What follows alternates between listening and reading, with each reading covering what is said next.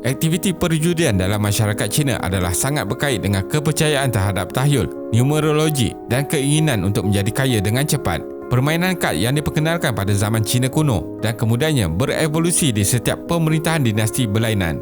Permainan seperti domino Zuahi dan kad Mahdiao berasal daripada dinasti Song beribu tahun dahulu menjadi asas kepada pelbagai bentuk permainan judi pada masa kini. Dahulunya pada tahun 1800 hingga awal 900, Shanghai pernah menjadi pusat perjudian terkenal dan menarik ramai pelancong luar dan dalam negara.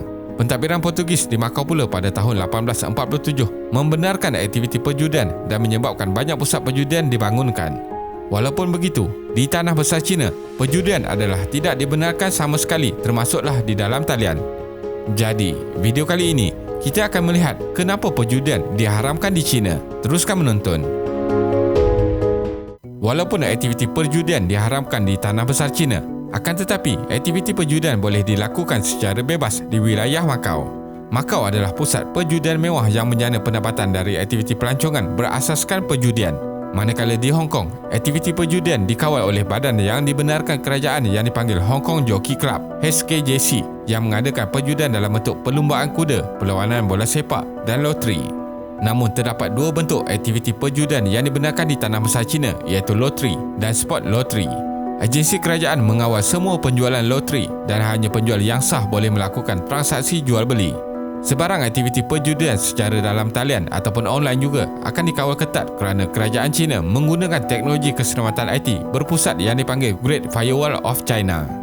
Sebarang akses individu dari tanah besar China untuk memasuki kasino online dan memindahkan wang akan dihalang. Akan tetapi, laman web permainan perjudian haram sentiasa wujud dan terdapat banyak laman web perjudian yang didaftarkan dari negara lain yang menyukarkan pihak berkuasa untuk memantau. Kenapa tanah besar China mengharamkan perjudian?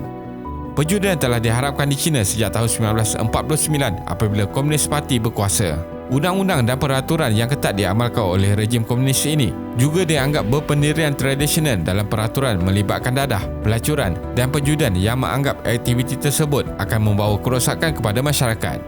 Walaupun begitu, masalah seperti perjudian ini menjadi satu bebanan besar kepada kerajaan China kerana ianya sudah sebati dalam masyarakat China sejak dahulu lagi. Pelbagai usaha juga dibuat oleh kerajaan untuk membantu individu yang ketagih dengan aktiviti ini dan menghadapi masalah hutang akibat terjebak dengan perjudian.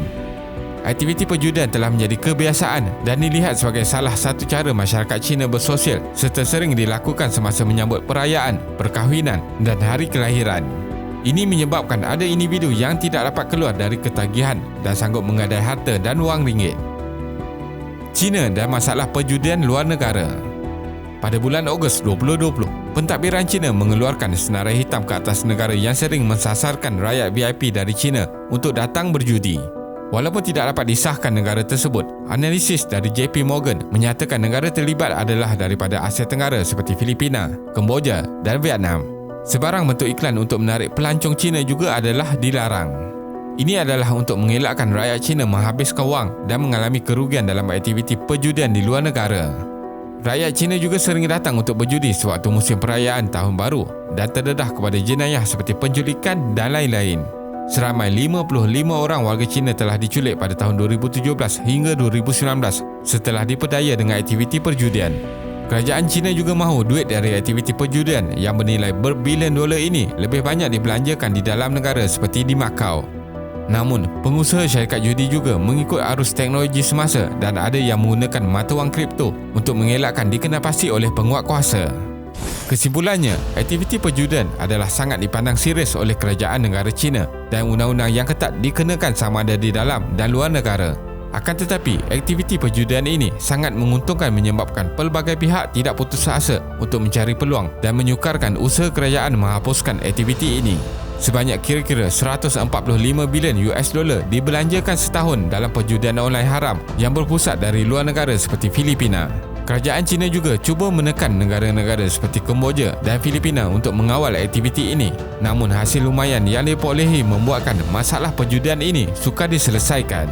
Terima kasih kerana menonton dan jangan lupa subscribe. Jumpa lagi.